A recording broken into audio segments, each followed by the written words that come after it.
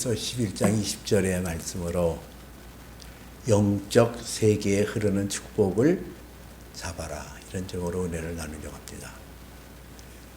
하늘에 비행기가 떠가요. 근데 그 비행기가 하늘이 아무리 높다 할지라도 직선으로 그냥 가고 싶은 대로 가는 게 아니거든요. 그 하늘에 항로가 있어요. 하늘의 항로를 쫓아서 GPS라든가 이런 관제탑의 지시를 받아서 비행기가 그 목적지로 향해 날아가거든요. 바다도 마찬가지예요. 바다가 아무리 넓고 드넓어도 항로가 있어요. Sea Route라고 그 항로에 따라서 기관 그 선장이 그거를 보고 가는 거예요. 이 세상에 하늘도 또 바다도 항로가 있어서 그리로 비행기가 다니고 배가 다니는 것처럼 이 우리가 알지 못하는 이 영적 세계도 엄청나게 크고 깊고 놀랍거든요. 그 영적 세계도 하나님께서 우리에게 예비하신 복을 받는 루트가 있어요. 그 루트를 잘 잡으면 우리가 하나님의 복을 누릴 수 있고 하나님께서 예비하신 그 모든 것을 우리가 간직할 수 있어요. 오늘은 우리가 믿음의 조상 아브라함의 독자 이삭의 믿음을 살펴보거든요. 이 이삭이라는 분은 좀 특이해요. 그의 아버지 아브라함을 따라서 무슨 믿음의 창시자도 아니고 또 그의 아들 야곱처럼 그 믿음이 파란만장하게 막 펼쳐지는 그런 사람도 아니고 하여튼 이 이삭이라는 사람은 그런데 평탄한 것 같아, 평범한 것 같은데 그렇게 애를 쓰는 것 같지도 않은데 근데 그 가운데 하나님의 축복이 임하고 하나님의 은혜가 임하는 것을 우리는 볼 수가 있거든요. 이 이삭이라는 사람이 영적 세계에 흐르는 축복을 받은 사람이라 이렇게 표현할 수가 있어요. 그러면 이 이삭이라는 사람, 평범하고 단순했던 이 이삭이라는 사람에게 임했던 그 하나님의 영적 세계에 흐르는 축복이 무엇인가? 그리고 그는 어떻게 그 영적 세계에 흐르는 그 축복을 무난히 받아들여서 정말 복된 삶을 살았을까? 가장 중요한 것은 지난 시간에 우리가 말씀을 나눈 것처럼 모리아산에서의 사건이에요. 이 모리아산에서 이 이삭이 평생에 경험해보지 못하는 크고 놀라운 것을 충격적인 그 사건을 접하잖아요. 그렇게 자기를 사랑했던 아버지가 하나님의 명령을 받았다고 해서 번제단을 쌓아놓고 거기에 포승줄을 묶어서 그 아들을 죽이려고 했던 그 사건. 이거는 갈보리 십자가에 나타났던 예수 그리스도의 십자가를 예표하는 사건이거든요. 아버지의 사랑과 그리고 그것을 순종하는 그 이삭 아들의 모습, 이것을 십자가의 예표요 상징인 것을 우리에게 보여줘요. 근데 성경에서 보면 이 이삭이라는 사람이 이 모리아산에서 십자가를 예표하는 상징적인 그 사건을 체험하면서 달라져요. 그의 삶의 모습이 달라져요. 애쓰는 것도 아닌데 수고하는 것도 아닌데 야곱이라는 사람은 하나님의 축복을 받으려고 얼마나 노력을 많이 합니까? 근데 이삭은 그러지 않았는데도 자연스럽게 하나님의 축복을 받거든요. 무슨 사건을 통해서요? 모리아산의 사건을 통해서. 그 창세기 26장 1절서부터 6절에 보면 이런 대목이 나와요. 아브라함의 때에 기근이 들었다고 그랬거든요. 그래서 이 이삭이 자기가 살고 있는 땅에 기근이 들어서 양식이 없으니까 양식이 풍부한 애굽으로 가서 거기서 기거하면서 이 흉년의 때를 벗어나야 되겠다. 그렇게 생각을 해요. 근데 하나님께서 그 이삭에게 나타나서 너는 그 땅으로 가지 말고 내가 네게 지시한 땅으로 가라. 그렇게 명령하는 장면이 나와요. 자, 보세요. 이 이삭이라는 분이 모리아산에서 장차 갈보리 산에서 펼쳐질 예수 그리스도의 십자가의 사건을 그가 경험하면서 그에게 나타나는 현상이 하나님의 뜻을 분별할 수 있는 능력을 생겼고 하나님의 뜻을 자기 것으로 받아들일 수 있는 그 어떤 능력을 가졌다는 것을 알 수가 있어요. 너 그리로 가지 마. 내가 너에게 지시할 땅으로 가. 십자가를 예표하는 모리아산의 경험을 통하여 이삭은 자기가 육적인 것은 죽고 영으로 살아서 하나님의 음성을 듣고 하나님께 순종하는 사람으로 바뀌어졌다는 거예요. 그 결과가 어떻게 나타나요? 창세기 26장에서 그 땅에서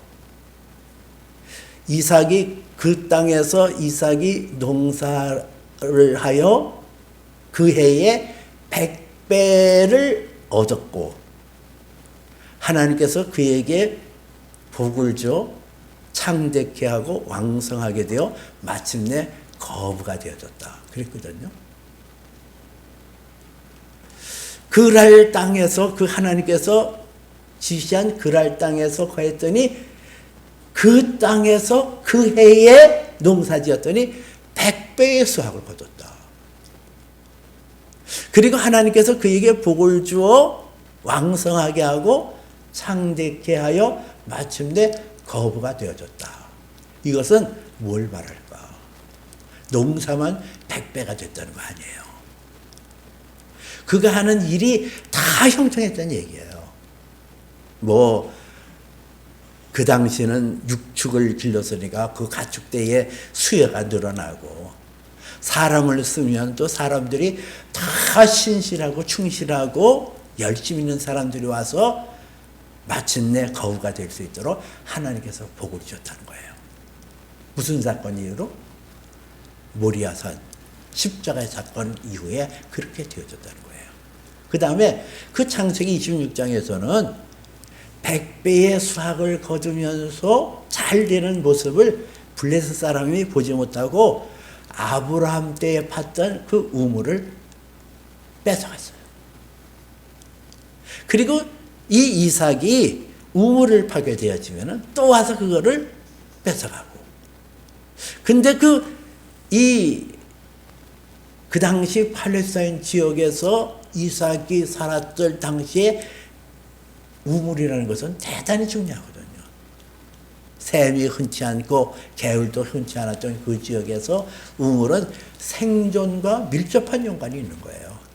우물이 없으면 사람이 생존할 수 없고 가축의 떼를 기를 수 없거든요. 근데 그 우물을 사실 찾는다는 게 모래에서 바늘 찾는 것처럼 어려워요. 근데 하나님께서 그에게 지혜 주시고 하나님께서 은혜를 주시니까 그 블레셋 사람들과 다투지 아니하고 그들을 피하여 우물을 밟고 그들과 다투지 아니했다 그랬고 그가 머물렀던 땅이 르호봇이라서 넓은 땅을 얻었더라 그렇게 얘기를 하거든요.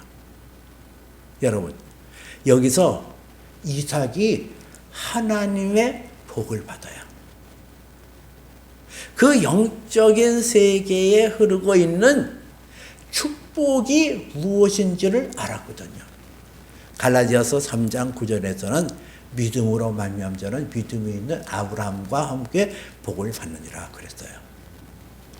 그 아브라함이 인내하고 기다렸던 그 모습을 이삭이 보고 자기도 하나님 앞에서 잠잠히 참아 기다리는 그 마음을 가졌다는 거예요. 우리가 이 땅에 살 때도 십자가를 당할 때가 있거든요.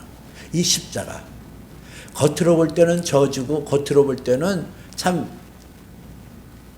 이게 모순 중에 모순 아니에요. 근데 십자가가 우리에게 다가오면 사람이 볼 때는 저주고 사람이 볼 때는 모순이고 사람이 볼 때는 이거는 참 하나님이 이럴 수 없다라고 한가할만 하거지만은 이 이삭이라는 사람이 모리아산에서 아버지 아브라함에게 순종했던 것처럼 우리가 이 땅에서 하나님께서 우리에게 십자가를 통과하라고 그럴 때 그 통과하면 그때 영안이 열려지는 거예요. 영적 세계에 흐르는 축복을 바라볼 수 있고 그 축복을 캡쳐 잡을 수가 있는 거예요. 우리에게 다가오는 십자가 이해할 수 없고 하나님의 사랑이라고 하시면서 이렇게 나한테 대구할 수 있을까? 하나님께서 왜 내게 이런 시련을 줘? 왜 이런 고통을 줘? 이게 십자가예요. 내게 나타나는 십자가. 이해할 수도 없고 하나님의 사랑이라는 것이 와닿지 않은 그 아주 모순되고 그리고 아프고 고통스럽고 그 십자가는 수치스럽고 고통스럽고 사람들에게 멸시당하고 조롱당하고 야 예수 믿어서 좋은 게 뭐가 있니? 예수 믿은 결과가 이거냐? 이런 소리를 들을 수 있고 근데 그 십자가를 잠잠히 참아 기다리며 받아들이는 것. 이삭이라는 분이 아버지가 자기를 죽여서 번제단으로 드릴 때 그것을 받아들였던 그 자세처럼 우리가 잠잠히 내게 임하고 있는 십자가의 사건을 그것을 받아들일 때 나는 육으로 죽고 영으로 살아나고 예수 그리스도를 죽은 자 가운데서 다시 살리신 그 부활의 영이 십자가를 통과할 때 십자가에서 피 흘리신 예수 그리스도의 공로로 내 죄가 씻겨지고 예수에게 임했던 그 성령이 내게도 임하셔서 영적 세계에 흐르는 그 축복이 무언지를 알 수가 있는 거예요. 그걸 잡을 수가 있어요. 그러므로 우리가 하나님 앞에서 이삭의 모습을 통하여 아 이게 십자가로구나. 이게 모리아산이구나. 그래 나는 능력이 없어. 나는 무능해. 잠잠히 참아 기다리다. 그럴 때 내 영적인 사건이 벌어지는 거예요. 그 다음에 이삭이 어떻게 그 영적 세계에 흐르는 그 축복을 잡고 누릴 수 있었을까? 이삭이라는 분은 철저하게 아버지에게 사로잡혀 살았던 사람이에요. 100세에 이삭을 낳고 아브라함 나이 175세를 살았잖아요. 무려 이 이삭이라는 사람은 75년을 아버지와 함께 했던 사람이에요. 왜 그가 아브라함을 소중히 여기고 그에게 그렇게 있었을까? 창세기 12장 2절에 보니까 하나님께서 내게 복을 주어 네 민족이 참되게 하리라. 그런 말씀이잖아요. 내가 네 민족을 참되게 하고 내가 너를 복을 주어 내가 네 민족을 창대케 하고 너에게 복을 주어 내 이름을 창대케 하리니 너는 복이 될지니라 하는 말씀이 창세기 12장 2절에 나와 있잖아요. 여기서 내가 너에게 복을 주어 할 때 이 복이라는 단어는 바라크라는 단어를 썼어요. 그런데 내 이름이 창대케 되리니 복이 될지라 할 때 그 복은 우리 성경에서는 똑같은 복이고 이렇게 나오는데 여기는 레베카라는 단어를 썼어요. 바라크와 레베카. 바라크는 수동적인 거, 레베카는 능동적인 거예요. 그래서 아브라함이 하나님 앞에 복을 받아서 그 복을 받은 것이 흘러가도록 하는 것. 이것이 아브라함의 사명이라는 거예요. 이거를 누차에 걸쳐서 그의 아들 이삭에게 가르쳐 줬을 거예요. 하나님께서 내게 복을 약속하셨고 그 복이 내게서 흘러가기를 원한다. 이 이삭이라는 사람은 그래서 아버지와 함께하며 아버지로부터 흐르는 하나님의 복을 누리기를 원한 거예요. 우리가 그 영적 세계에 흐르는 그 하나님의 축복은 하나님께서 지명한 사람, 하나님께서 이 사람을 통하여 하나님의 나라가 흐르도록 하는 그런 요소가 있어요. 그러니까 이것이 요한복음 15장 5절에 보니까 예수님께서 나는 포도나무요 너희는 가지니 그가 내 안에 내가 그 안에 있으면 많은 열매를 맺나니 나를 떠나서는 너희가 아무것도 할 수 없습니다. 그랬어요. 예수 그리스도 안에 속하는 것. 예수님이 내 안에 내가 예수님 안에 거할 때 우리는 예수님이 만왕의 왕이시여 만주의 주가 되시고 그를 통하여 흐르는 하나님의 축복을 받을 수가 있는 것처럼 하나님께서 이 땅에 하나님의 사람을 세우고 그 사람을 통하여 하나님의 복이 임하도록 했거든요. 내가 어디에 속했냐가 굉장히 중요한 거예요. 내가 하나님의 영적인 세계에 흐르는 그 복을 받으려고 하면 내가 어디에 있느냐. 그 시편에서는 복 있는 사람에 대해서 그는 시냇가에 심은 나무가 철을 따라 열매를 맺으며 그 잎사귀가 마르지 않은 것 같이 그가 하는 모든 일이 다 형통하리로다 그러잖아요. 내가 하나님 앞에 복을 받는 비결은 하나님의 복이 임하는 그곳에 내 마음을 두고 내 생각을 두고 내 뜻을 두는 것이 필요하단 말이에요. 여러분 따개비라는 거 아시잖아요. 따개비. 그 따개비는 어느 장소에 딱 달라붙으면 거기 달라붙어서 생존하는 거예요. 근데 그 따개비가 움직이지 못하잖아요. 근데 고래 등짝에 딱 달라붙으면 고래가 헤엄을 치면서 양분 있는 것을 찾아다닐 때에 그 따개비도 양분을 취하면서 살아갈 수 있어요. 이 따개비도 그렇게 살거든요. 근데 우리는 하나님의 형상과 모양대로 창조함 받은 우리는 어디에 달라붙어 있냐? 어디에 달라붙어서 내가 떨어질래야 떨어질 수 없는 그 관계를 유지하면서 영적 세계에 흐르는 그 축복을 받을 수 있을까? 이삭은 그 아버지에게 하나님의 축복을 약속하셨고 그 축복이 아브라함을 통해서 흐른다는 사실을 알았기 때문에 아브라함과 함께 있었던 거예요. 그것을 우리가 어떻게 알 수 있을까? 오늘 우리가 함께 읽은 히브리서 11장 20절 말씀에 그게 나오잖아요. 믿음으로 이삭은 장차 있을 일에 대하여 야곱과 이삭을 축복하였다 그랬거든요. 자, 오늘 성경 본문에 나와 있는 것처럼 이 이삭이라는 사람의 믿음은 아버지 아브라함을 통해서 흐르는 믿음이에요. 아브라함을 통해서 약속하신 그 하나님이 그 약속이 자기에게 임하고 자기에게 임했던 이 하나님의 복이 흘러서 자기 자손인 야곱과 에서에게 임할 수 있도록 축복했다 그러거든요.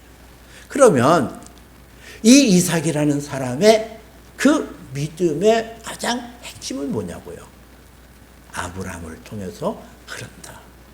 아브라함이 복이 될 것이니라 했으니 그 아브라함이 행하는 것, 아브라함이 말하는 것을 내 마음에 받아들이고 그 안에서 생활했더니 그의 하는 일이 잘 되더라는 거예요.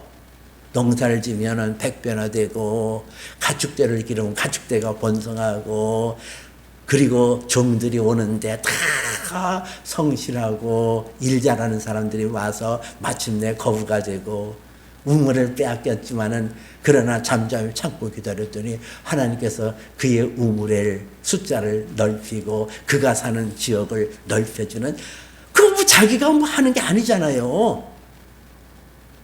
내가 뭐 애쓴 게 아니에요. 그 이삭이라는 사람은 그래요. 아내도 그렇잖아요. 리브가가 얼마나 아름답고 지혜로운 여자예요. 부지런하고. 그런 아내도 없고. 아브라함이 이 땅에서 복을 받았던 비결은 모리아산에서 예수 그리스도의 십자가의 사건을 예표하는 그 모리아산에서의 과정을 겪었고 그것을 순종하고 받아들임으로 그 하나님의 축복의 현장에 들어가게 되어졌고 그리고 정확하게 하나님의 복의 루트 하나님이 어떻게 행해서 어떻게 내게 흘러오냐 그 루트를 정확히 알았다는 거예요. 그래서 그 루트를 보고 기다렸더니 하나님께서 정말 믿음대로 그에게 복을 주고 복을 주었던 것을 우리는 알 수가 있거든요. 그러면 여러분들은 어떤 자세로 살아야 되는 것이 복을 받게 되어질까? 여러분은 어떻게 사는 것이 복을 받는 것일까? 갈라디아서 6장 6절에 보면 가르침을 받는 자는 말씀을 가르치는 자와 모든 좋은 것을 함께 하라 그랬어요. 이게 중요하거든요. 여러분들은 아니 하나님께서 모든 사람을 만인을 제사장으로 세웠는데 꼭 무슨 누구를 통해서 복을 받 안 그래? 지금도 그렇게 나오는 거예요. 여러분들의 복은 여러분들에게 말씀을 해석하고 말씀을 가르치는 자를 통해서 여러분들이 복을 받게끔 되어 있어요. 아 싫어. 나는 내가 기도해서. 그렇지 않아요. 성경은 말씀을 가르치는 자와 모든 좋은 것을 함께 하라는 거예요. 말씀을 가르치는 자. 왜냐하면 히브리서 13장 17절에 보니까 또 뭐라고 얘기하냐면은 너희를 인도하는 자에게 순종하고 복종하라. 그들은 너희 영혼을 위하여 경성하기를 자신이 청산하는 것 같이 여겨서 그 하나님 앞에서 여러분들을 인도하는 그 사람에게 순종하고 복종하라는 거예요. 이해가 돼서 따르는 것이 순종이고 복종은 이해가 안 되더라도 그 뜻에 순종하고 따르는 거래요. 왜? 너희를 인도하는 그 자는 그 너희의 영혼을 위하여 경성하기를 자기가 청산하는 것처럼 여긴다고 그랬거든요. 심판대 앞에 섰을 때에 내가 가르치지 못하는 것, 내가 제대로 가르쳐서 하나님 앞에 꾸지람을 듣지 않을까 하는 두려움이 있다는 거예요.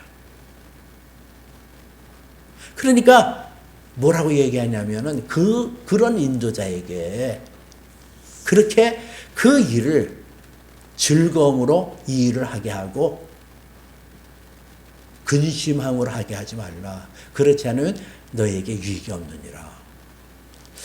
여러분들이 하나님 앞에 그 영적 세계에 흐르는 복을 받는 비결은 여러분들을 위하여 기도하는, 여러분들을 위하여 무릎 꿇는 주의 종이 열심을 품고 기도할 수 있도록 그렇게 하라는 거예요. 이게 참 중요하거든요.